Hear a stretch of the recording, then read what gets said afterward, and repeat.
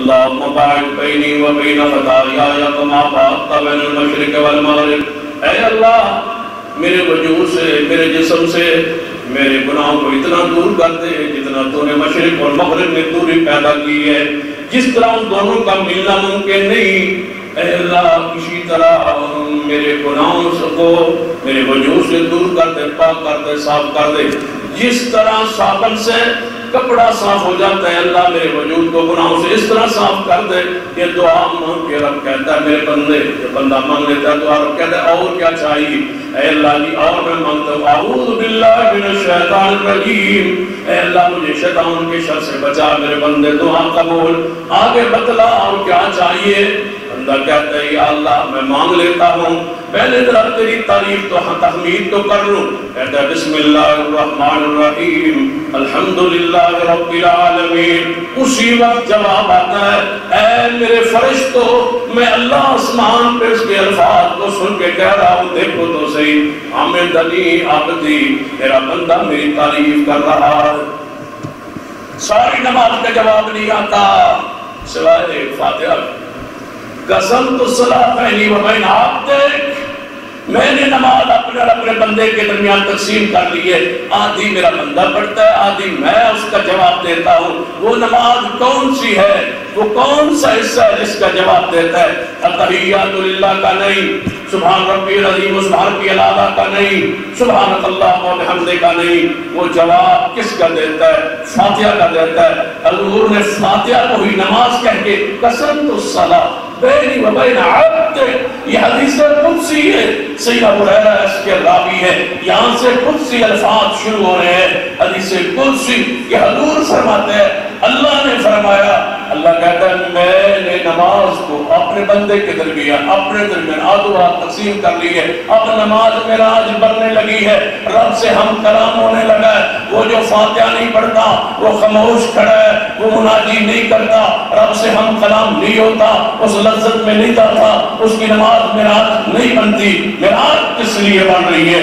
اس کے لیے جو فاتحہ پڑھتا ہے۔ کہتا ہے الحمدللہ رب العالمین، آسمان سے جواب حمدنی عبدی، میرے فرشتو جس کو میں بنانے لگا تھا انسان کو تم کہتے تھے نہ بناؤ، یہ خون پائے گا، دیکھو یہ خون پا رہا ہے یا میری تعریف کر رہا ہے؟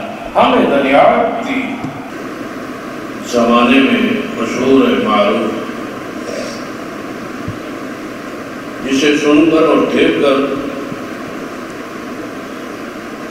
یہ لوگ پہچانے جاتے ہیں یہ بندہ اہل حدیث ہے، کیونکہ وہ علامات جو اہل حدیث کی ہیں وہ اس میں پائی جا رہی ہیں۔ وہ کچھ عقائد ہوتے ہیں اور کچھ اعمال ہوتے ہیں جو دوسروں سے ہمیں ممیز کرتے ہیں، فرق کرتے ہیں، ہماری علامت ہے، ہمارا شعار ہے، ہماری پہچان ہے۔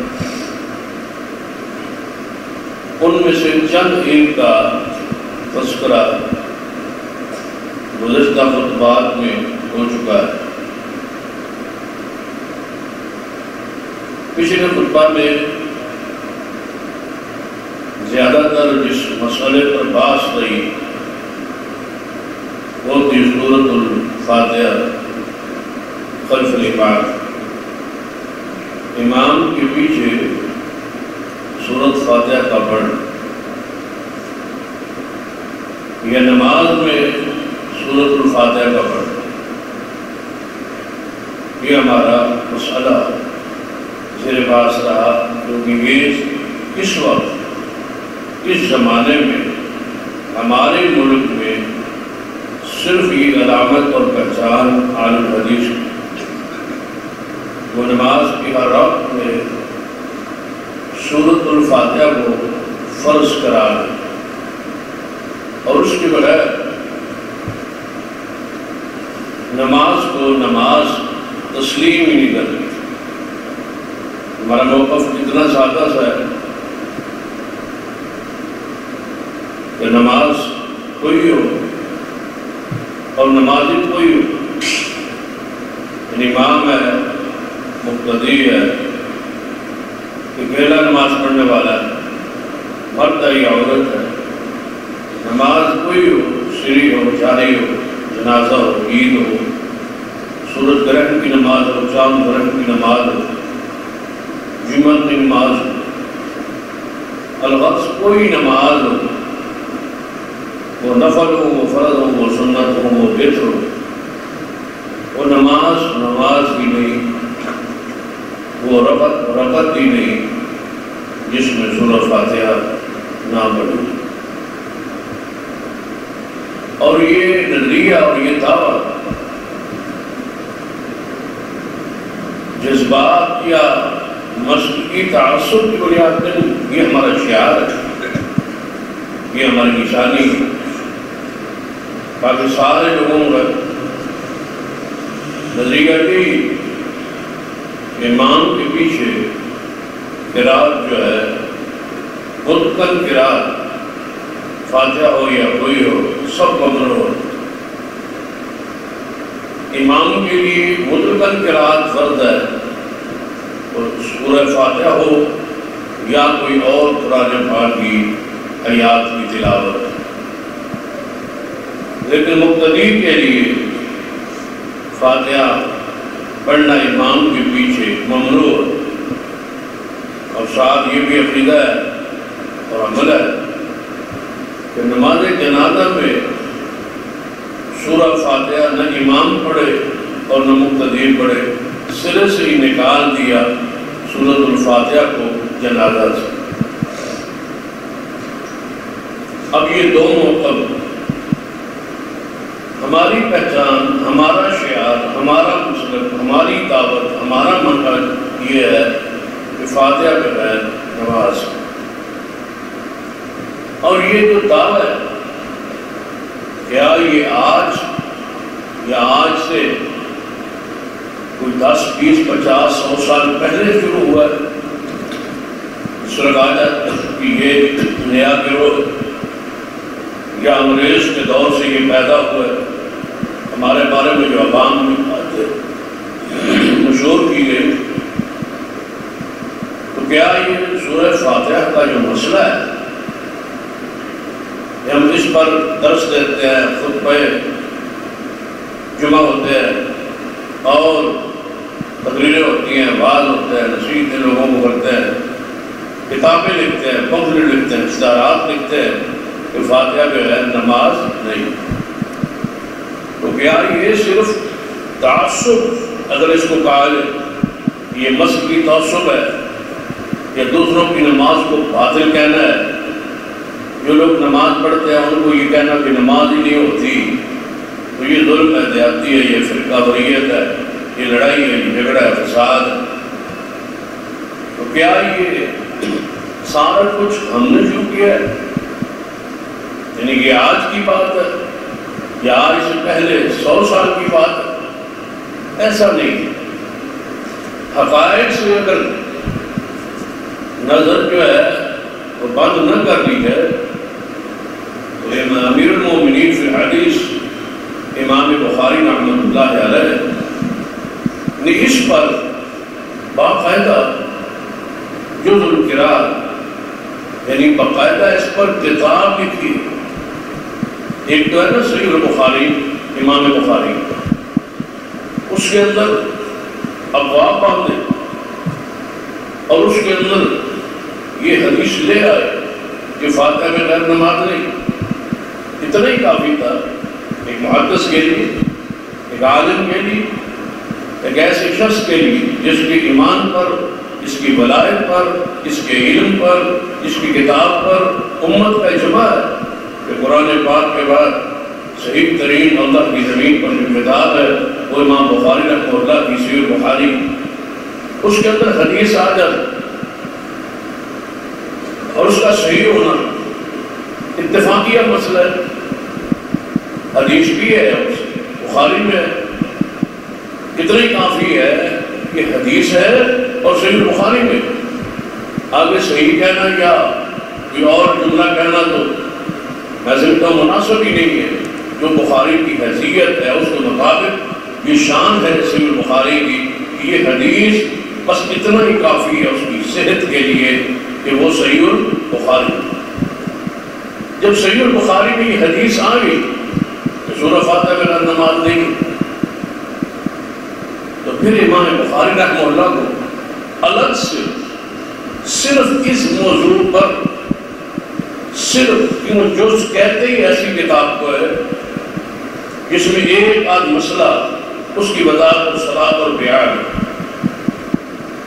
یعنی جز قرات امام کے پیچھے یا قرآن پاک نماز میں فاتحہ پڑھنے کی مسئلہ جو ہے، اس پر امام بخاری رحمہ اللہ نے صرف الگ کتاب لکھی جس کا عنوان ہی جز القرات، اور آپ کے یہ بھی مسئلہ آگے آئے گا۔ امام بخاری رحمہ اللہ نے صرف جز القرات ہی نہیں بلکہ جز رفع الیدین بھی لکھی، رفع الیدین کے مسئلے پر بھی الگ کتاب لکھی۔ اسی طرح فاتحہ پر قرات پر الگ کتاب لکھنا اس بات کی دلیل ہے امام بخاری رحمہ اللہ کے ہاں اس مسئلے کی کتنی اہمیت اور ضرورت ہے۔ اور الگ کتاب کیوں لکھی کہ جو آپ نے صحیح البخاری یا حدیث کے لیے معیار رکھا تھا، وہ معیار صحیح البخاری میں اس معیار پر جو احادیث پوری اترتی تھی وہ لکھ دی بخاری میں، لیکن دیگر جو احادیث تھی اس کے علاوہ صحت کے لحاظ سے وہ اپنے معیار پر صحیح تھی، قائم تھی، لیکن جو صحیح البخاری کی شرائط تھی ان پر پوری نہیں تھی۔ امام بخاری رحمہ اللہ نے اس مسئلے پر پھر الگ قلم اٹھایا اور اس پر کتاب لکھی، اور صرف کتاب جز القرات ثابت کرنے کے لیے ہی نہیں کہ اس پر ایک مثبت جو پہلو ہے کہ فاتحہ پڑھنی ہے، ضروری ہے امام کے لیے، مقتدی کے لیے، سب کے لیے نہیں، بلکہ جو سورہ فاتحہ امام کے پیچھے نہیں پڑھتے ان کے دلائل کو بیان کر کے امام بخاری رحمہ اللہ نے اس پر رد بھی لکھا ہے۔ یہ جو دلیل ہے اس کی کوئی حیثیت نہیں، یہ دلیل ہے اس کی یہ حیثیت ہے، اور اس کو اس کا جواب جو بنتا تھا قرآن اور حدیث کی روشنی میں وہ امام بخاری رحمہ اللہ نے اپنی اس کتاب میں بیان کیا۔ اب صحیح البخاری میں امام بخاری رحمۃ اللہ علیہ جو باب بنتا ہے جب فاتحہ کا مسئلہ بیان کرنا تھا کہ فاتحہ ضروری ہے، اس پر جو اوپر باب باندھا اور نیچے حدیث لائے، آپ کے علم میں طلباء کی ہیں، علماء کی ہیں، امام بخاری رحمۃ اللہ علیہ جب ان کی فقاہت کو ان کے تراجم سے جو ترجمۃ الباب ہوتا ہے، جو باب کا اوپر عنوان ہوتا ہے، اس سے امام بخاری کی اپنی فقاہت، اپنی حیثیت، اپنا فقیہ ہونا ثابت ہوتا ہے۔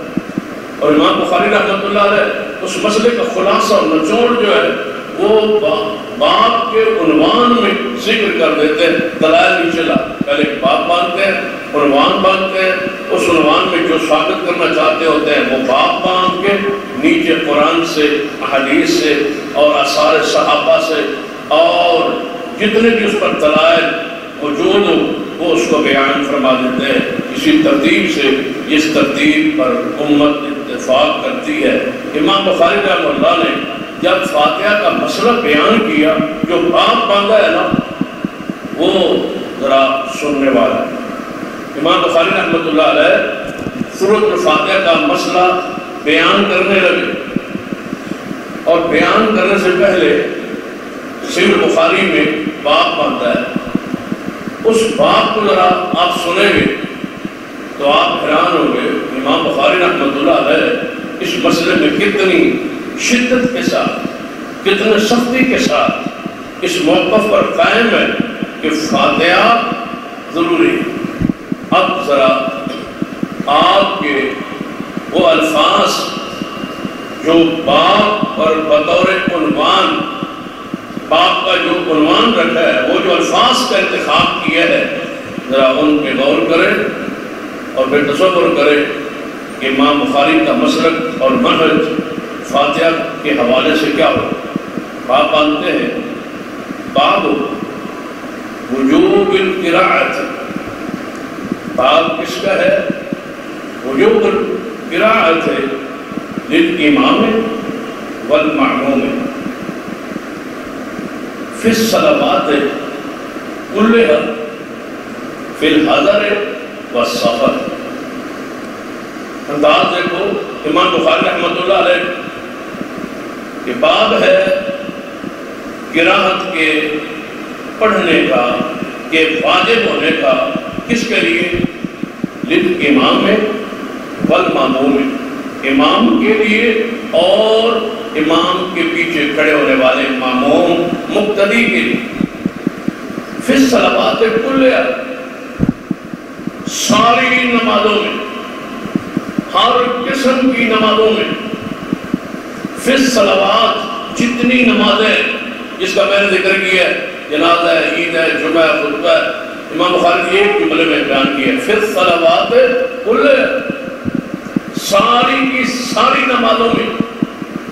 آگے جو بیان کیا ہے فی الحضر والسفر۔ اب بتاؤ امام بخاری رحمۃ اللہ علیہ کو اس کا ذکر کرنے کی کیا ضرورت تھی؟ یہ کیوں کیا؟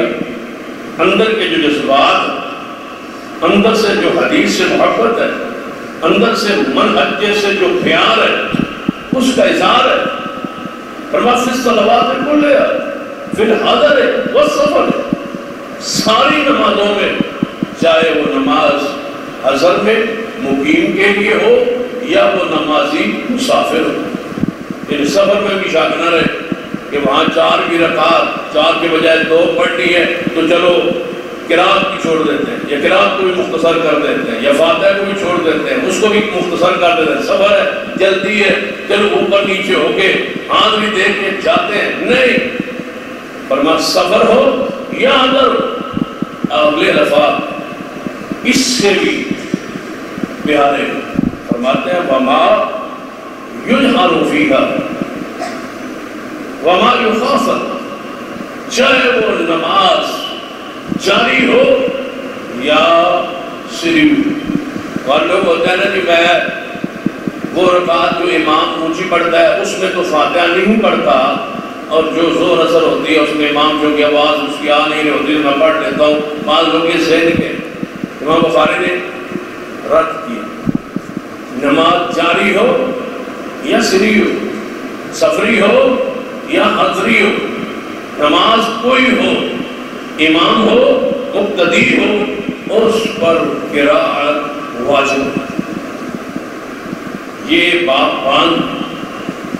اب سنیں نیچے حدیث لائے۔ سیدنا عبادہ بن صامت رضی اللہ تعالی عنہ فرماتے ہیں کہ سرور کائنات محمد رسول اللہ صلی اللہ علیہ وسلم نے ارشاد فرمایا لا صلاة لمن لم یقرأ بفاتحة الکتاب۔ اوپر امام بخاری نے کیا لکھا تھا؟ باب وجوب القراءة، کہ قراءت کا واجب ہونا، مطلقاً قراءت کا واجب ہونا۔ لیکن نیچے حدیث کون سی لائے؟ کس کی؟ فاتحہ ہے۔ بخاری بتانا چاہتے ہیں کہ وہ قراءت جو نماز میں واجب، ضروری اور فرض ہے، وہ کون سی قراءت ہے؟ فاتحہ۔ فرمایا سورہ فاتحہ کے بغیر نماز نہیں ہوتی۔ یہ حدیث کا ہے۔ اب دوسری حدیث صحیح بخاری کے اندر وہ مشہور حدیث جس کا اکثر ذکر ہوتا ہے کہ سرور کائنات محمد رسول اللہ صلی اللہ علیہ وسلم تشریف فرمایا، جماعت ہو گئی، صحابہ کرام حضور کی محفل مجلس میں بیٹھے، ایک شخص مسبوق ہے، یعنی نماز سے رہ گیا، جماعت سے رہ گیا، وہ آیا اور اس نے آگے مسجد نبوی کے ایک نکر پہ نماز پڑھنا شروع۔ نبی رحمت صلی اللہ علیہ وسلم اس کو دیکھ رہے ہیں، یعنی حضور کا چہرہ پاک اس طرف ہوگا، صحابہ کرام سامنے ہے، مسجد کا جو حصہ خالی ہے وہاں پہ وہ شخص آگے، وہ کون ہوگا؟ وہ صحابی رسول ہے۔ وہ آئے اور نماز پڑھی۔ نبی علیہ السلام صحابہ سے گفتگو بھی کر رہے ہیں لیکن نظر پاک اس پر لگی ہو، وہ نماز پڑھ رہا۔ جب اس نے نماز پڑھی، نماز مکمل کی اور حضور کے پاس حاضر ہوا اور آپ کی مجلس میں جب بیٹھنے لگا سلام دی، سلام دے کے مجلس میں بیٹھ، نبی علیہ السلام اس کی طرف مخاطب ہو کے ارشاد فرمایا کہ اے آنے والے اور بیٹھنے والے اور سلام کہنے والے، یہ ذرا یہاں تھوڑا سا رک کے ایک بات جملہ متعارضہ کے طور پر ذرا سمجھ لیں، درمیان میں رک کے تھوڑی سی بات ذہن میں آپ کے بیٹھ لیں۔ جب نماز پڑھ کے حضور پر آگے کیا کہا؟ سلام، سلام کہنے کے بعد بیٹھ۔ ہم تو سلام آج پڑھتے ہیں اور یہاں سے پڑھتے ہیں نا، وہ سلام کہاں پڑھ رہا ہے؟ حضور کے سامنے، حضور موجود ہے اور آپ کو سلام پیش کر رہا ہے، لیکن نماز اس کی صحیح نہیں۔ تو حضور نے یہ نہیں فرمایا کہ چلو عاشق تو ہے، محب تو ہے، پیارا تو ہے، آگے سلام دیا، حضور پر سلام پڑھا ہے، نماز جیسے بھی پڑھی ہے سجدہ کرنا ہوتا ہے۔ بعض لوگ کہتے ہیں سجدہ ہے کہ اللہ کو کرنا ہے جیسے کر لیں، یہ مولویوں کے جھگڑے ہیں، یہ مولوی کی لڑائی ہیں، کوئی کہتا ہے یہاں یہ کرو، کوئی کہتا ہے یہ کرو، یہ اللہ کو سجدہ کرنا ہے جیسے کر لیں، لیکن کرتے پھر ایسے ہی ہے۔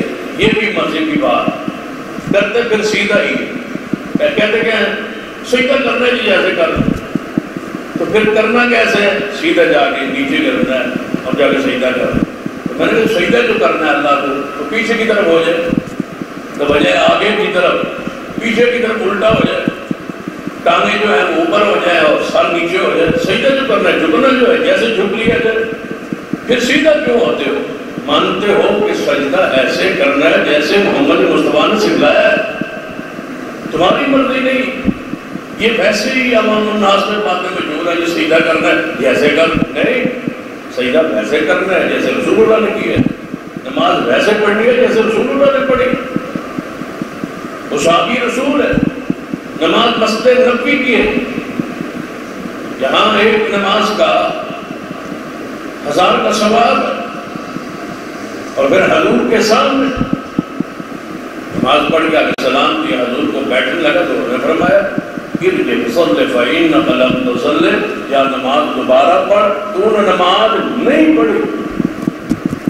آپ مجھے بتلائیں اور سوچیں کہ وہ حدیث میں کیا ہے؟ وہ آیا اور اس نے نماز پڑھی۔ ساری باتیں اگر سمجھے ہو، سارے جھگڑے لڑائیاں اس ایک حدیث کے ختم میں اگر دل سے غسل و ناب جو مسلک کا شدت تعصب داخل کیا گیا، یہ جہالت جو اندر ہے وہ نکل جائے تو یہ ایک حدیث کافی۔ اس نے نماز پڑھی، رسول اللہ صلی اللہ علیہ وآلہ وسلم کے سامنے پڑھی، مسجد نبوی میں پڑھی، حضور نے یہ فرمایا جا تو دوبارہ نماز پڑھ، تو نے نماز پڑھی ہی نہیں۔ گویا وہ نماز جو حضور جیسی نہیں، وہ پڑھے تو ایسے سمجھو کہ نہیں پڑھی، آیا ہے کبے کی طرح ٹھونگے ماری، یہ بدترین چور ہے نماز کا، یہ نماز کا ڈاکو اور چور ہے جس نے نماز کو برباد کیا ہے، خلاف سنت پڑھی ہے، اور جب نماز کا سلام پھیرتا ہے نماز بد دعا کرتی ہے، جس طرح تو نے مجھے خراب کیا اللہ تجھے ہلاک کرے اور برباد کرے، تو نے میری صورت ہی بگاڑ دی، میری وہ شکل، وہ صورت، وہ تصویر جو محمد مصطفیٰ صلی اللہ علیہ وسلم پقیدہ طریقے سے بنا کے کہتے خاکہ میرا، اور تو نے اس کو بدلا، جو کہ معمولی جرم ہے۔ گھر میں ایک بچہ کو تصویر خاکہ بنا کے بیٹھا، اس پر جا کے لکیر پھینک دے تو وہ روتا ہوا چپ نہیں کرتا کہ میں نے بنایا تھا اور تم نے خراب کر دیا، یہ نقشہ تو حضور نے دی ہے، اور رفعنا لک ذکرک، یہ نماز کی تصویر تو حضور نے بنائی، حضور نے دی، یہ ہے نماز، اور منبر پہ پڑھی، بلندی پہ پڑھی، اونچی جگہ پہ پڑھی، تاکہ کوئی یہ پیچھے بیٹھنے والا یہ نہ کہے کہ میں دیکھ نہیں سکا۔ حضور منبر پہ کھڑے ہو کے، منبر اتنا تھا کہ جس پر حضور قیام بھی کرتے تھے اور رکوع بھی کرتے اور سجدہ بھی کرتے، کھڑے ہو کے نماز منبر پہ کھڑے ہو کے آپ نے پڑھی کہ میرے صحابہ سارے دیکھ لو، یہ ہے نماز کی تصویر جو میں محمد مصطفیٰ سمجھا کے جا رہا ہوں۔ معمولی مسئلہ ہوتا نماز کا، تو کیا حضور علیہ الصلوۃ والسلام اس قدر اہتمام کر اس کو سکھانے کے لیے تو جبریل 2 دن آتا رہا، ہر نماز کے وقت میں آ کے حضور کو نماز کا طریقہ سمجھاتے رہے، حضور دیکھتے رہے جبریل کیسے پڑھ رہا ہے، تاکہ جبریل نے رب سے سیکھا ہے اور جبریل سے مصطفیٰ نے دیکھ کے آگے امت کو بتلانا تھا۔ جبریل 2 دن آتے رہے نماز کی طریقہ سکھلانے کی۔ اور یہ بھی بات ہے میرا کہ آسمانوں پر فرشتے بھی نماز پڑھتے، تو ہم زمین پہ نہیں پڑھتے، فرشتے آسمانوں پہ پڑھتے، اس کا ذکر آ گیا ہے۔ فرشتے آسمانوں پر نماز پڑھتے ہیں۔ اور پھر اگلی مزے کی بات یہ ہے، جو اوقات آسمان پر ہے وہی اوقات محمد مصطفیٰ کو زمین پہ دیے گئے، اوقات دیے اور ہیں۔ پھر آسمان پر تو فرقے بھی نہیں، ایک کی نماز ہو 1 بجے، دوسرے کی ہو 2 بجے اور تیسرے کی ہو جناب اور فرشتے بھی وہاں تقسیم ہو، جو حنفی ہیں وہ اتنے بجے پڑھے فرشتے، اور جو شافعی ہیں وہ اتنے بجے پڑھے، اور جو حنبلی ہیں وہ اتنے بجے پڑھے۔ نہیں، وہاں تو ابھی فقہ حنفی اور شافعی اور مالکی کتابیں اور پہچان آسمان پر نہیں پہنچی، آسمان پہ وہی طریقہ ہے جو زمین پہ محمد مصطفیٰ کر لی۔ للعالمین نذیرا، سارے جہانوں کا نبی کون ہے؟ محمد مصطفیٰ صلی اللہ علیہ وسلم۔ آسمانوں پر، زمینوں پر سب کے مطاع اور مقتدا محمد مصطفیٰ صلی اللہ علیہ وسلم۔ اب جو تمہاری نماز ہے، یہ حنفی، یہ مالکی، یہ جعفری، مجھے بتاؤ آسمانوں کے فرشتوں کو کون سکھا گیا ہے؟ یہ کنز کا دوری، یہ کتابیں ساری اوپر کون دیا ہے؟ یہ حنفی نماز کا طریقہ اوپر کون دیا ہے؟ ہماری جو نماز ہے یہ جبریل آسمان سے لے کے محمد مصطفیٰ کے پاس آئے، مصطفیٰ نے آگے کائنات کو سکھلائی ہے، وہی آپ نے اپنے مصلی پہ پڑھی ہے، وہی نماز یہاں پر موجود ہے۔ ہم پورے تصدیق کے ساتھ، دعوے کے ساتھ، دلائل کے ساتھ، عقیدت کے ساتھ، محبت کے ساتھ، علم کے ساتھ یہ بات کہنے پر حق رکھتے ہیں کہ ہماری وہی نماز زمین پر ہے جو آسمان پر فرشتوں کی نماز ہے۔ یہاں کوئی ایک طریقہ ایسا نہیں جو فرشتوں سے ہٹا ہوا، وہ اگلے آئندہ خطبات میں اس پر بحث ہوگی کہ فرشتے کیا کرتے ہیں اور کیسے نماز پڑھتے ہیں، وہ آگے بات جا کے اگلے مسائل میں آئے۔ آج اس مسئلے پہ غور کریں۔ حضور علیہ السلام کے پاس آئے، فرمایا جا تو نماز پڑھ، تو نے نماز نہیں پڑھی، وہ گیا دوسری مرتبہ پڑھی، پھر آیا، پھر سلام دیا، پھر بھی سلام سے بات نہیں پڑھی۔ وہ کہتے ہیں سلام پڑھنا سمجھے بخشا جائے، یہ سلام حضور کے سامنے پڑھ رہا ہے، نماز حضور نے فرمایا جا دوبارہ نماز پڑھ، تو نے نماز نہیں پڑھی۔ دوسری مرتبہ گیا نماز پڑھی، تیسری مرتبہ گیا نماز پڑھی، حضور نے فرمایا تو نے نہیں پڑھی۔ 3 مرتبہ پڑھ کے بھی حضور نے فرمایا تو نے نماز نہیں پڑھی۔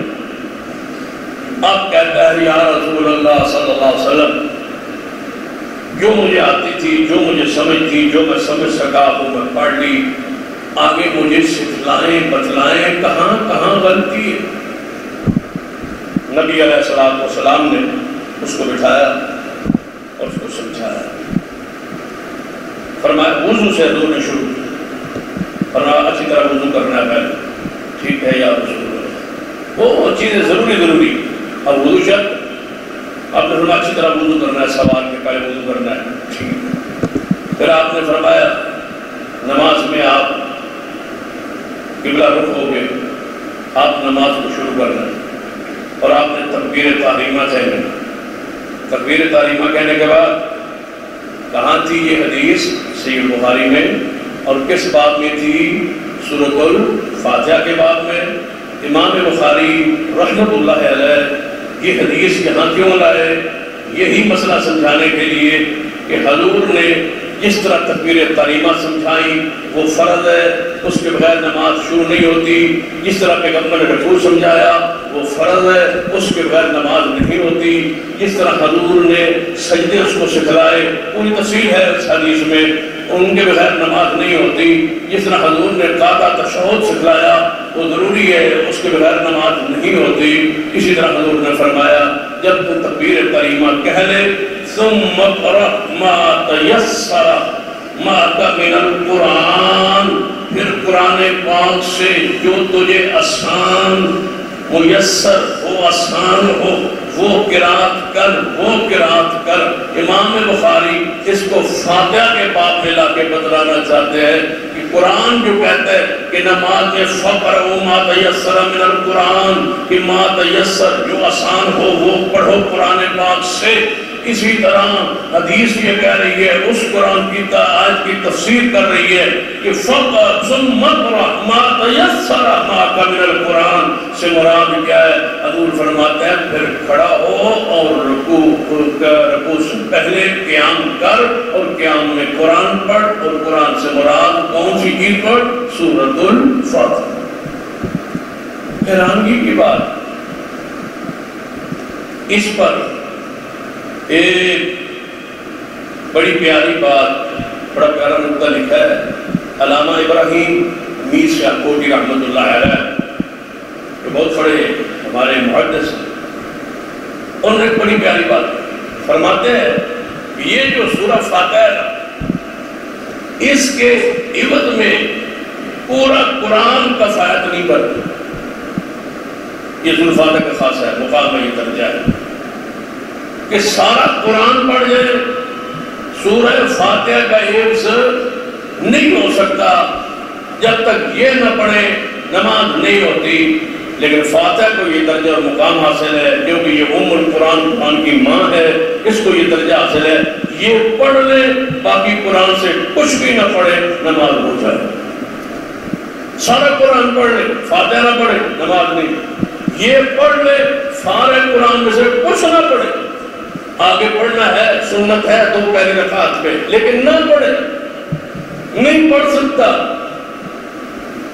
بندہ نہیں پڑھ سکتا. صرف سورۃ فاتحہ پر کفایت کر کے نماز مکمل کر دیتا ہے. فرمایا سارے قرآن کا حفظ فاتحہ ہے، لیکن فاتحہ کا حفظ سارا قرآن بھی ہو سکتا نہیں ہے، کیونکہ اس کے بغیر نماز نہیں ہوتی. امام بخاری رحمۃ اللہ علیہ جزء القرات میں ایک اور بات لکھی ہے جو آپ کے اور میرے سمجھنے والے.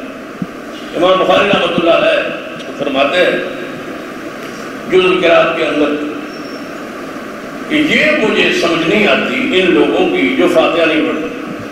یہ میں نہیں کہہ رہا، یہ آپ کی نماز پر امام بخاری بول رہے،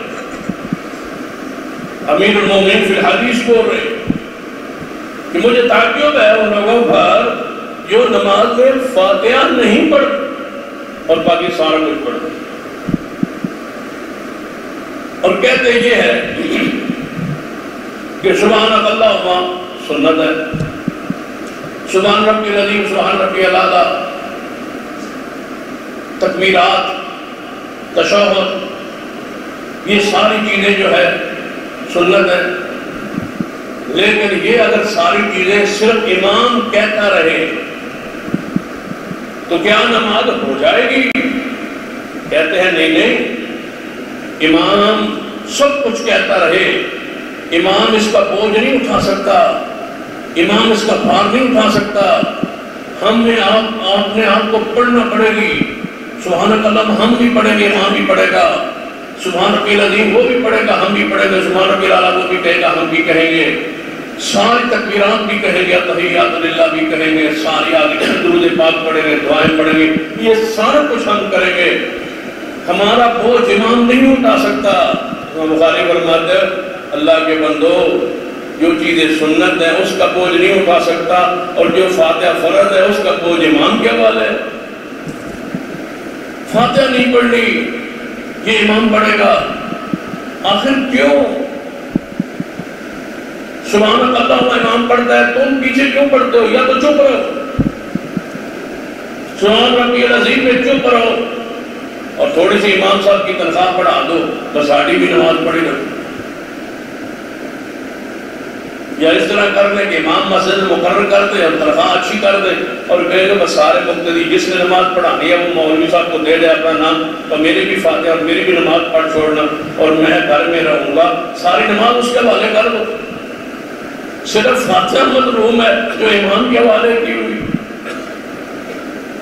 اور اگلی بات اس سے بھی حیران کن ہے، اب ایک امام ہے اور دوسرے مقتدی ہے، پہلی رکعت شروع ہوئی ہے، مقتدی نے سبحان اللہ پڑھ لیا ہے، اب مقتدی چپ کر کے آگے امام جانے اس کا کام جائے، زور ہے، مغرب ہے، عصر ہے، کوئی نماز۔ دوسری رکعت ہے، دوسری رکعت کے لیے امام بھی کھڑا ہوا، مقتدی بھی کھڑا ہوا۔ اب مقتدی نے کیا پڑھنا ہے؟ پہلی میں تو کیا پڑھا تھا سبحان اللہ، دوسری میں کیا پڑھنا ہے؟ کچھ بھی۔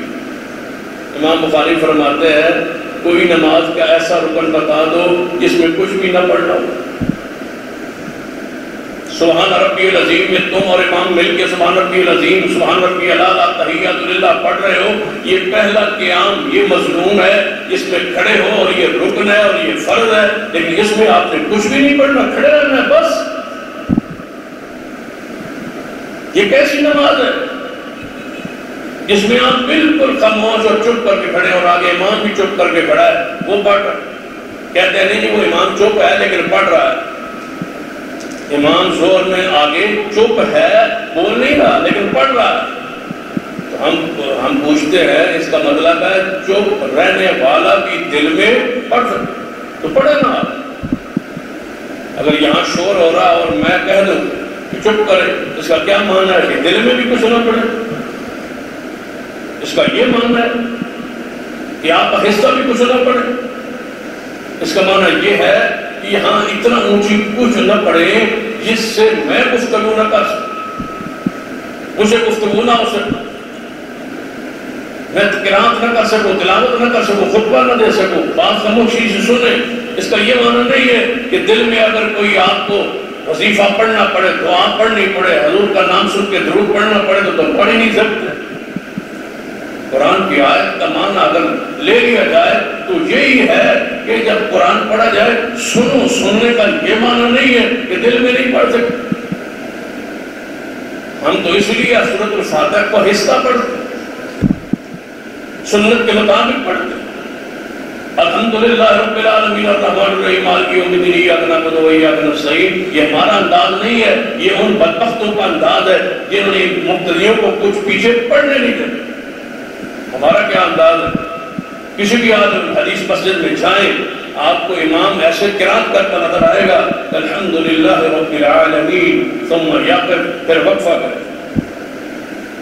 الرحمن الرحیم، ثم یقف، پھر وقفہ کرے، مالک یوم الدین، ثم یقف، پھر وقفہ کرے، ایاک نعبد و ایاک نستعین، ثم یقف، پھر وقفہ کرے گا۔ اس وقفے میں پڑھنا چاہے تب بھی پڑھ سکتے، آمین کہنے کے بعد کچھ دیر یہ خاموش رہے گا، اس خاموشی میں پڑھنا چاہے تو پڑھ سکتے، ساری قرات کر کے کچھ خاموش رہے گا رکوع سے پہلے، وہاں پڑھنا چاہے تو پڑھ لے، امام کے ساتھ ساتھ پڑھنا چاہے تو پڑھ لے۔ کہتے جی وہ امام جو پڑھ رہا ہے جب ہمارا امام پڑھ رہا ہوتا ہے ہم سن بھی رہے ہوتے ہیں، پڑھ بھی رہے ہوتے۔ نماز کے بعد ہم سے پوچھ لیا کرے کہ امام نے کون سی سورت پڑھی، فاتحہ پڑھی ہے یا نہیں پڑھی، ہم نے سنی بھی ہے اور ہم نے پڑھی بھی۔ جیسے حضور نے فرمایا فاتحہ میرے پیچھے پڑھو، اس کے بغیر نماز نہیں ہو۔ فرماتا ہے تم ساری چیزوں کو جو نفل ہے وہ امام کے پیچھے پڑھ رہے ہو اور جو فرض ہے فاتحہ اس کو چھوڑے جا رہے ہو۔ پھر ذرا اپنی عقل سے سوچے، کچھ عقلی دلائل ہے، کیونکہ قرآن کا یہ اسلوب ہے کہ جہاں قرآن کوئی مسئلہ سمجھانا چاہے پہلے قرآن کی آیت نازل ہوتی ہے اور یہ مسئلہ ہوتا ہے کہ ایسے نہیں ہے ایسے ہے، لیکن پھر قرآن عقل کی طور پر بندے کو سمجھانے کے لیے مثال سے سمجھاتا ہے۔ مثلا اللہ نے مسئلہ سمجھانا تھا نا کہ یہ قبروں والے یہ مردے تمہاری دعا اور پکار نہیں سن، تو اللہ تعالیٰ نے کیسے سمجھایا کہ ایک پیاسا بندہ کنویں پر چلا جائے اور کنویں کے اوپر کھڑا ہو جائے اور کہے اے پانی اوپر آ، اے پانی اوپر آ، اے پانی اوپر آ، کیا وہ پانی اوپر آ جائے گا؟ قرآن کیسی مثال ہے؟ فرمایا عقل والوں سوچو کیا وہ پانی اوپر آ جائے گا؟ یا اللہ نہیں آئے گا۔ فرمایا ایسے ہی جب تم قبر پہ کھڑے ہو کے ان کو پکارو گے نا وہ تمہاری پکار نہیں سنیں۔ عقل سے دلیل سے عقلی دلیل دے کے اللہ نے مسئلہ سنا۔ عقلی دلائل جو اللہ کی سنت ہے، رسول اللہ صلی اللہ علیہ وسلم کی سنت ہے، اگرچہ آپ نے صحابہ اکرام کو بھی کچھ عقلی دلائل دے کے مسائل سمجھائے، لیکن قرآن اور حدیث کا مطالعہ کریں، اکثر عقلی دلائل اور مثالیں کافروں کے لیے تاکہ وہ سمجھیں اور غور کریں۔ لیکن آج اہل اسلام اور اہل ایمان کے لیے ضروری ہے کہ حدیث چھوڑ کے حدیث کے بعد ہم عقلی دلائل دیتے ہیں، شاید لعلکم تتفکرون، شاید کو تفکر کرے، شاید کو غور کرے۔ اگر اس طرح سمجھ نہیں آئی تو شاید عقل سے سوچے اس کو سمجھ آئے۔ مجھے آپ بتلائے کہ جب آپ حج کرتے، حج کے اندر کتنی چیزیں، طواف کر لیں حج نہیں ہو، سوا مربع کی سعی کر لیں حج نہیں ہو، مزدلفہ پہنچ جائے حج نہیں ہو، مینا میں آ جائے حج نہیں ہو، قربانی کر لیں حج نہیں ہوا۔ حج کا ایک اہم ترین رکن ہے یوم عرفہ، عرفہ کی حاضری۔ اگر وہ نہ ہو تو اس حج کو حج نہیں کہتے، اس کی اصل یوم عرفہ کی حاضری ہے، عرفات کی حاضری۔ حضور نے فرمایا جو عرفات میں پہنچ گیا اس کی حج ہو گئی۔ سارا کچھ پڑھ لے، نماز نہیں ہوتی جب تک اس میں فاتحہ نہ پڑھی، روزہ نہ رکھے اور کہے کہ رمضان گزر گیا ہے اور میں نے پورا ادب احترام اکرام کیا ہے لیکن روزہ نہیں رکھ سکا۔ مجھے بتلاؤ جب روزہ نہیں ہے، رمضان تو روزے کے ساتھ، نماز تو فاتحہ کے ساتھ، یہ کیسے ہو سکتا ہے کہ جس وجہ سے اس چیز کا نام پڑا ہے، جو اس کی وجہ تسمیہ ہے، وہی اس میں نہ ہو؟ ایک بندہ ملک کا صدر ہے تو اس کو صدر تب کہیں گے جب وہ صدر ہوگا۔ وجہ تسمیہ صدر کس کو کہتے ہیں یہ آپ کو پتہ ہے؟ جب تک وہ صدر اس مقام پہ نہیں پہنچے گا، جو مرضی کر لے، جتنا مرضی اونچی جگہ پہ چلا جائے، صدر نہیں ہوگا۔ تو صدر کے لیے خاص اصطلاح ہے، نماز نہیں ہوگی۔ نماز کے لیے فاتحہ کے اندر ہونا، نماز کے اندر ہونا، یہ نماز کہلانے کے لیے، بننے کے لیے ضروری ہے۔ یا اس طرح سمجھائے، اور یہ مثال اس سے آگے جو ہے یہ شیخ القرآن مولانا محمد حسین شیخوری رحمۃ اللہ علیہ کی یہ مثال ہے، اور اکثر میں بیان کرتا ہوں، میں نے خود ان سے سنا۔ وہ فرمایا کرتے تھے کہ ایک روڈ پر جلوس جا رہا ہو، ریلی جا رہی، بندے جا رہے، بہت سارے 100 50 200 بندے جا رہے، تو آپ کیا کہیں گے کہ یہ کوئی جلوس ہے، یہ کوئی ریلی ہے، یہ اسلام آباد جا رہی، یہ کوئی جلوس ہے، یہ کوئی ریلی ہے، یہ جا رہی ہے، یہ آ رہی، یہ ذہن ہوگا۔ لیکن اگر اس میں 4 بندوں کے کندھوں پر میت ہو، جنازہ ہو، تو آپ بتلاؤ اس کو ریلی اور جلوس کوئی عقل مند بندہ کہے گا؟ سارے کیا کہیں گے؟ کیا جا رہا ہے؟ جنازہ جا رہا ہے۔ نام بدل گیا، کس کی وجہ سے؟ میت کی وجہ سے، ایک بندے کی وجہ سے۔ اس پورے جلوس کا، اس پورے اجتماع کا، پورے اکٹھ کا، چاہے 1000 2000 4000 بندہ جا رہا ہے، ہر بندہ کہے گا جلوس نہیں، ریلی نہیں، یہ کیا ہے؟ جنازہ۔ نام کس نے بدلا؟ ایک وجود نے، ایک شے نے اس کو میت کہا۔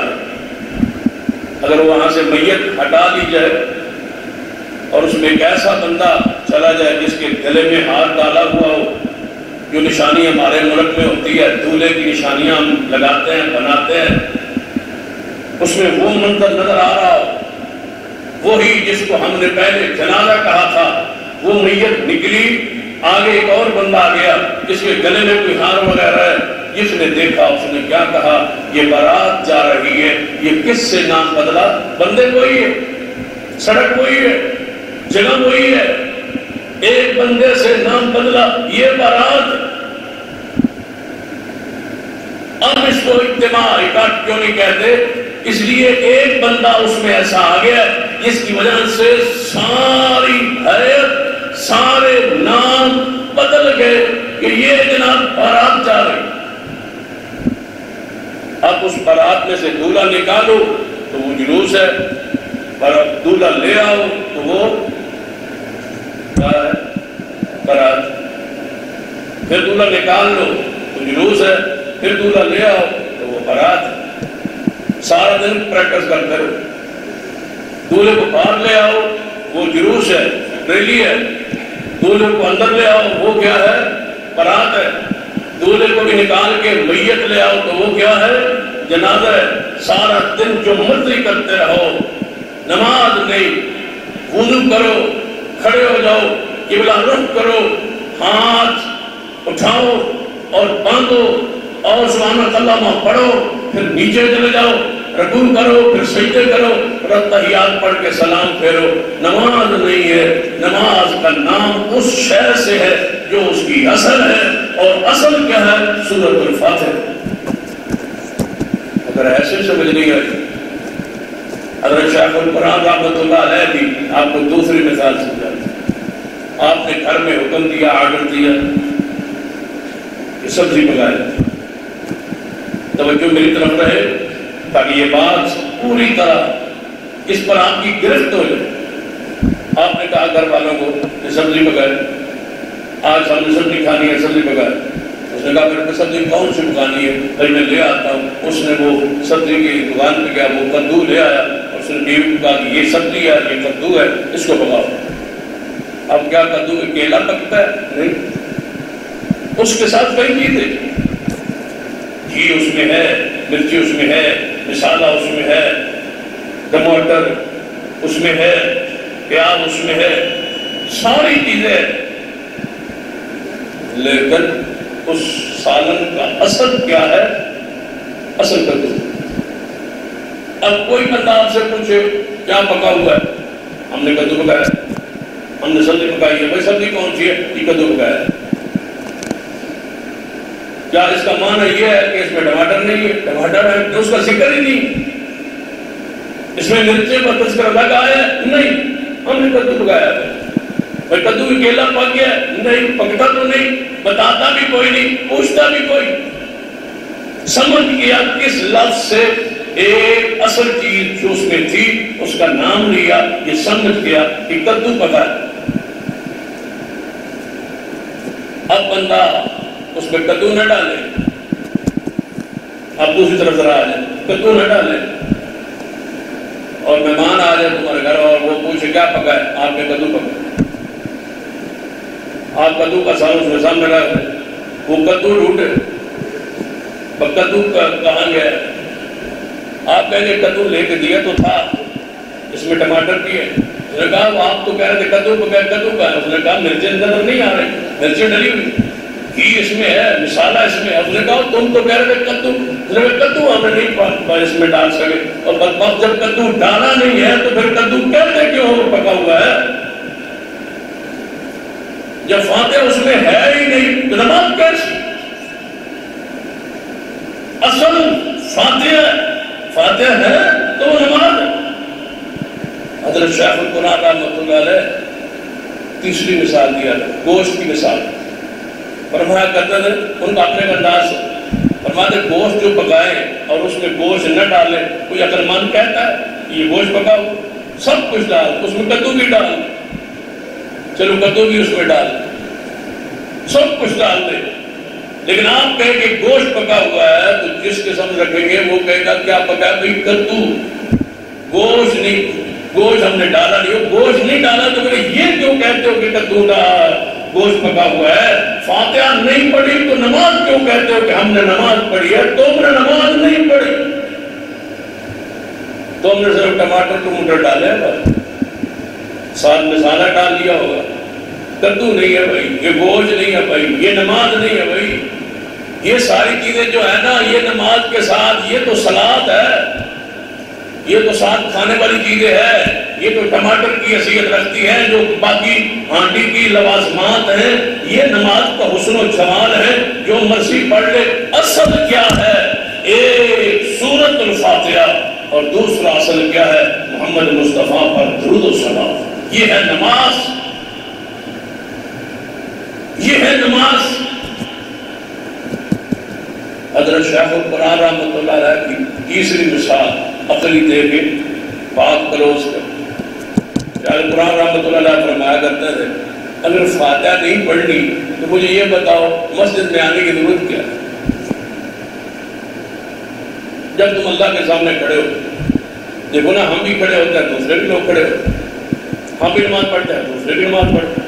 اب وہ نماز شروع کی ہوتی، اللہ اکبر، ہم نے بھی کہا، انہوں نے بھی کہا، انہوں نے بھی ہاتھوں کو باندھ لیا، ہم نے بھی ہاتھوں کو باندھ لیا۔ اب وہ ہاتھ باندھ کے کھڑے، دوسری رکعت ہے، تیسری ہے، چوتھی ہے، یہ ظہر عصر کی نماز ہے، وہ ہاتھ باندھ کے کھڑے ہیں، اور ہاتھ بھی جہاں ہے اس کا ذکر انشاءاللہ آئندہ جمعہ ہے۔ آج اس طرف نہیں جاتے، یہی رہتے، تاکہ ان کا جو ہے وہ بے مزانہ فاتح پر رہتے۔ ہاتھ اس نے باندھ لی، ہم نے بھی باندھ لی، دونوں کھڑے ہیں، ظہر کی نماز۔ اب وہ کھڑا ہے پیچھے۔ اب آپ بتائیں، شیخ القرآن رحمۃ اللہ فرمایا کرتے تھے، اس سے پوچھو تو تو کدھر ہے؟ یہ خاموش کھڑا ہے۔ آپ کے پاس کوئی بندہ آ کے آپ کو بلائے، حضرت شیخ القرآن کی تو اپنی مثال تھی نا، اپنا انداز تھا، میں اکثر تقاریر میں بیان کیا کرتا ہوں، ان کا ایک اپنا انداز، وہ انداز ایسا تھا، اور میں کہتا ہوں بندہ جو جائے کسی کو ملنے اور بندہ رہتا وہ تیسری منزل پر، نیچے سے یہ پہلے، اب بندہ تیسری منزل سے نیچے اترا، دروازہ کھولا، اس سے پوچھا کہ دروازہ پہلے آپ نے کی؟ جی میں نے۔ کس کو ملنا ہے؟ کسی کو بھی کوئی چیز چاہیے؟ نہیں۔ پھر آئے کیوں؟ اس نے کہا ویسے ہی آگے۔ پھر بیل کیوں دی ہے؟ یار میں نے کوئی کیلے دی ہے، یہاں سے کئی لوگ گزر رہے تھے، وہ بیل دے رہے تھے، میں نے چلو کہا چلو چھیڑ دے، بیل دے دے۔ پھر کہا دوبارہ ایسا نہیں کرنا۔ پھر کٹی، وہ پھر اوپر چلا گیا، نیچے سے پھر بیل، وہ پھر نیچے اترا، بیل دوبارہ دی، میں نے دی۔ کیوں دی ہے؟ ویسے دی۔ آپ کو چیز چاہیے؟ نہیں۔ کسی ملنا چاہتے ہو؟ کسی کو بھی۔ حضرت شیخ القرآن فرماتے تھے، جب نماز میں آتے ہو، کھڑے ہوتے ہو، اللہ اکبر، آپ بیل تو دے دی، اس کا دروازہ کھٹکھٹا تو دیا ہے، اب یہ کھڑا ہے، منہ اس کا نیچے ہے، ہاتھ اس سے بھی نیچے ہے۔ اللہ تعالیٰ پوچھتا ہے کہاں سے آئے ہو، کیا لینے آئے ہو؟ یا اللہ میں ویسے ہی آ گیا، مجھے کوئی چیز نہیں چاہیے۔ پھر اچھا کچھ نہیں چاہیے، یہ کھڑا ہے شریف، یا اللہ یہ جو آگے کھڑا ہے یہ مولوی، اس نے کہا خبردار اگر تو نے پیچھے اہدنا الصراط المستقیم پڑھ لیا اور تجھے یہ صراط مستقیم مل گیا تو مجھے ختم شدوں کے چاول کون کھڑا گا؟ خبردار جو تو کچھ بولے، چپ کھڑے رہے۔ اور ان کے دلائل بھی عجیب عجیب ہوتے۔ ایک گاؤں کا واقعہ اور سچا واقعہ میرے اپنے ساتھ پیش ہے، علاقے کا نام نہیں لیتا کیونکہ اس علاقے کے بندے زیادہ بیٹھے، تو وہاں پیش آیا وہ واقعہ۔ مجھے ساتھیوں نے کہا کہ یہ ہمارا بابا ہے اور یہ مسئلہ نہیں سمجھتا، بڑے مسئلہ رفع دین بھی سمجھ گیا، باقی مسائل سمجھ گیا، فاتحہ کا مسئلہ نہیں سمجھتا۔ کئی علماء کو خطیبوں کو ہم نے اس کو ملایا لیکن کسی کی بات سمجھ نہیں آتی، آپ آ گئے شاید کوئی آپ کی سمجھ۔ میں اس کے پاس پہنچا، بیٹھے ہم اس بابا جی کے ساتھ، تعارف تو تھا نہیں، خیر انہوں نے نام سنا وہ تعارف ہوا۔ کہتا ہے مجھے پتا ہے آپ مجھے فاتحہ کا مسئلہ سمجھانے کے لیے یہ تو آپ کو لے آئے، تو میں ایسے ویسے نہیں سمجھتا، میں پڑھیا نہیں لیکن بڑھیا ہوا ہے وہاں، میں نے سمجھانی ذرا غور نہ سمجھائی، میں ایک دم میں کہ فاتحہ فرض ہے جی، فاتحہ پڑھنے کی نماز، وہ ساکے پر تو ہے، میں نے گل دس۔ بابا جی نے اپنے سکالے سے بولتا ہے جو ساکے پر گل ہے دس، جدو نماز دے وچ لکھے ہویا ہے کہ فاتحہ نہیں پڑھنی تو پھر تو کیوں پڑھانا؟ میں کہ نماز کیوں لکھا؟ اس کا سبحانک اللہم وبحمدک وتبارک اسمک وتعالی جدک ولا الہ غیر رک۔ جب رک لکھا ہوا ہے تو آگے پھر کیسے پڑھاتا ہے تو جب نماز کے اندر لکھا ہوا ہے کہ اے پڑھنے والے ایسے روک، اس سے آگے آپ نے نہیں جانا۔ اللہ کی قسم ان کے دلائل ہیں ہی ایسے، قرآن کی دلیل میں نہیں ہے نہ مصطفیٰ کی حدیث۔ ایوہ دل کو چور، یہ تکے ہوتے ہیں، یہ وہ مولویوں کے لطیفے ہوتے ہیں جو وہ سناتے ہیں اور ان کو بھیڑوں کو مطمئن کرتے ہیں۔ میں اس کی یہ دلیل سن کے یقین جاتا 4-5 منٹ خاموش رہا۔ خیر وہ بابا اہل حدیث ہو کے فوت ہوا ہے، اللہ اس کو جنت الفردوس عطا فرمائے۔ مسئلہ تو وہ سمجھ گئے، لیکن پہلی اس کی دلیل پر میں 2-4 منٹ خاموش رہا۔ کہتا ہے چپ کر گئے ہو، میری گل کا جواب کوئی نہیں۔ میں کہ بابا جی کوئی نہیں، ایک آیت ہے قرآن تھوڑے گل کا جواب جی کہو تو میں پڑھ دیں آدھا جی پڑھ۔ میں کہ وَإِذَا خَاطَبَهُمُ الْجَاهِلُونَ قَالُوا سَلَامًا، جب جاہل سے ملاقات مکالمہ ہو تو سلام کہہ کے نکل جاؤ، اس بیچارے کو کیا پتہ ہے دلائل کا؟ تو یہ ایسے دلائل حضرت شیخ قرآن فرماتے تھے کہ اللہ کے دروازے پہ جو گئے ہو آواز دی اللہ اکبر، رب کہتے ہیں ہاں میرے بندے، کیا تکبیر پر اللہ یہ نہیں کہتا لبیک یا عبدی اے میرے بندے میں حاضر ہوں؟ بتلا کیا چاہتا ہے؟ یا اللہ کچھ بھی نہیں چاہتا، ویسے آ گیا تھا، لوگ آ رہے تھے، میں نے کہا چلو میں بھی چکر لا۔ پھر کچھ مانگنا نہیں ہے تو نماز کا فائدہ؟ تو شیخ القرآن رحمہ اللہ نے اپنے انداز سے بیان کرنا کہ جب ہم نماز پڑھتے ہیں اللہ اکبر ہاتھ سینے پر ہوتے ہیں، اللہ اکبر کہتے ہیں، اللہ پوچھتے ہیں ہاں میرے بندے کیا چاہیے؟ اللہم باعد بینی، شروع ہوئی دعا، اے اللہ میں کیا چاہتا ہوں، کیا مانگنے کے لیے آیا ہوں؟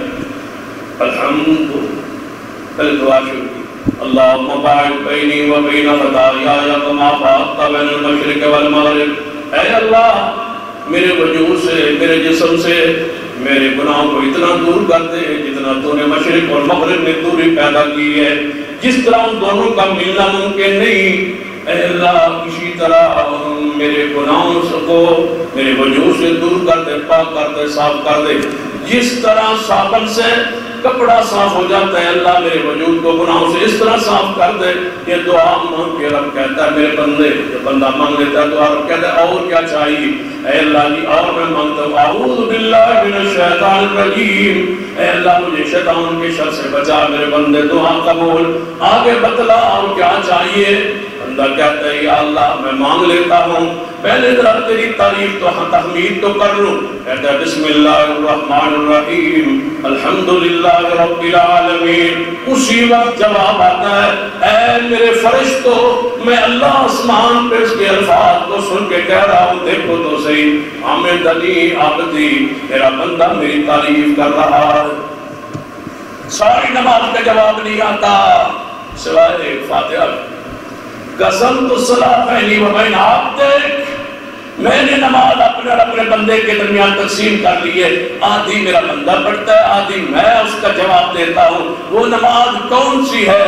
وہ کون سا حصہ ہے جس کا جواب دیتا ہے؟ التحیات للہ کا نہیں، سبحان ربی العظیم سبحان ربی الاعلیٰ کا نہیں، سبحان اللہ و بحمدہ کا نہیں، وہ جواب کس کا دیتا ہے؟ فاتحہ کا دیتا ہے۔ حضور نے فاتحہ کو ہی نماز کہہ کے قسمت الصلاۃ بینی و بین عبدک، یہ حدیث قدسی ہے، سیدنا ابو ہریرہ اس کے راوی ہے، یہاں سے قدسی الفاظ شروع ہو رہے ہیں، حدیث قدسی، یہ حضور فرماتے ہیں اللہ نے فرمایا، اللہ کہتا ہے میں نے نماز کو اپنے بندے کے درمیان آدھو آدھ تقسیم کر لی ہے، اب نماز معراج بننے لگی ہے، رب سے ہم کلام ہونے لگا ہے، وہ جو فاتحہ نہیں پڑھتا وہ خاموش کھڑا ہے، وہ مناجی نہیں کرتا، رب سے ہم کلام نہیں ہوتا، اس لذت میں نہیں جاتا، اس کی نماز معراج نہیں بنتی۔ معراج کس لیے بن رہی ہے؟ اس کے لیے جو فاتحہ پڑھتا ہے، کہتا ہے الحمدللہ رب العالمین، آسمان سے جواب حمدنی عبدی، میرے فرشتو جس کو میں بنانے لگا تھا انسان کو تم کہتے تھے نہ بناؤ، یہ خون پائے گا، دیکھو یہ خون پا رہا ہے یا میری تعریف کر رہا ہے؟ حمدنی عبدی۔ اب اس پہ غور کریں، حمدنی عبدی، میرے بندے نے تعریف کی۔ یہ تو مسجد ہے نا آل حدیث کی، اس میں تو جب ہم جمعے کی نماز پڑھیں گے انشاءاللہ تو سارے سورۃ فاتحہ جب پڑھیں گے تو ہر کا جواب کیا آئے گا؟ حمدنی آپ میرا بندہ میری تعریف کر رہا ہے، آپ میری تعریف کر رہے ہیں، یہ سارے بندے میری تعریف، میرا بندہ میری، ہر کے لیے الگ الگ جواب۔ مسجد دوسری میں چلے جائے، ادھر چلے جائے، ادھر چلے جائے، ادھر چلے، کسی مسجد میں آپ چلے جائیں، آپ نے حدیث کی نہ ہو، اب وہاں پوری مسجد میں کتنے بندے فاتحہ پڑھ رہے ہیں؟ ایک، اور وہ ہے مولوی صاحب فاتحہ پڑھ رہے ہیں۔ اب جواب آتا ہے، حامد علی عارف میرا بندہ میری تعریف کر رہا ہے، کون؟ ایک، پوری مسجد میں کون؟ ایک۔ اگر امام کا پڑھنا سب کی طرف سے ہو جاتا تو اللہ کی طرف سے جواب آتا، حامد علی عبادی، ان سارے میرے بندوں نے میری تعریف کی، جواب ایک کا آتا ہے، ایک کا الگ الگ جواب آتا ہے۔ حامد علی عبدی، بندہ کہتا ہے رحمان الرحیم، اللہ کہتے ہیں اسنا علی عبدی، میرا بندہ میری بزرگی بیان کر رہا ہے۔ بندہ کہتا ہے مالک یوم الدین، اللہ کہتا ہے مجھد علی عبدی، میرا بندہ میری بزرگی بیان کر رہا ہے۔ بندہ کہتا ہے ایاک نعبد و ایاک نستعین، اللہ کہتا ہے آپ تیری اور میرے درمیان تقسیم ہو گئی، آدھا حصہ جو میرا تھا وہ تو نے کہہ لیا، الحمدللہ رب العالمین یہ حصہ میرا تھا، الرحمن الرحیم یہ شان میری تھی، مالک یوم الدین یہ بزرگی میری تھی، تو کر لی، یہاں سے آگے میرا حصہ ہو گیا پورا، میرا حق ہو گیا پورا۔ اب بندے تو مان کیا ماننا چاہتا ہے؟ تیرا حق شروع ہونے لگا ہے، یا اللہ ایاک نعبد و ایاک نستعین، میں مشرک نہیں ہوں، میں بدعقیدہ نہیں ہوں، میں اللہ سے مدد مانگنے والا نہیں ہوں، یہ میرا تعارف ہے۔ اللہ کہتا ہے مانگ مانگ، اب تیرا حصہ ہے، میرا حصہ پورا، اپنا حصہ مانگ۔ اہدنا الصراط المستقیم، اے اللہ مجھے سیدھا راستہ دے۔ اللہ کہتا ہے جو سے فرشتوں میں کہتا ہے فرشتوں سن لو، جو میرے بندے نے مانگا وہ میں نے دے دی، جو اس نے مانگا وہ میں نے دے دیا ہے، جو مانگ رہا ہے میں دے رہا ہوں۔ اب امام اور مقتدی مل کے اس مانگنے پر مور لگا رہے ہیں، کس کی؟ آمین آمین، اے اللہ ایسے ہی کر، اے اللہ ایسے ہی کر، اللہ قبول فرما لے۔ آواز آتی ہے ہم نے قبول کر لیا ہے، یہ شرف اس کو حاصل ہے، نماز اس کا اللہ سے مکالمہ ہے، نماز معراج ہے۔ آپ کی جب فاتحہ پڑھیں گے، فاتحہ نہیں تو نماز نہیں۔ اقول قولی ھذا واستغفر اللہ لي ولکم ولسائر المسلمین وآخر دعوانا الحمد للہ رب العالمین۔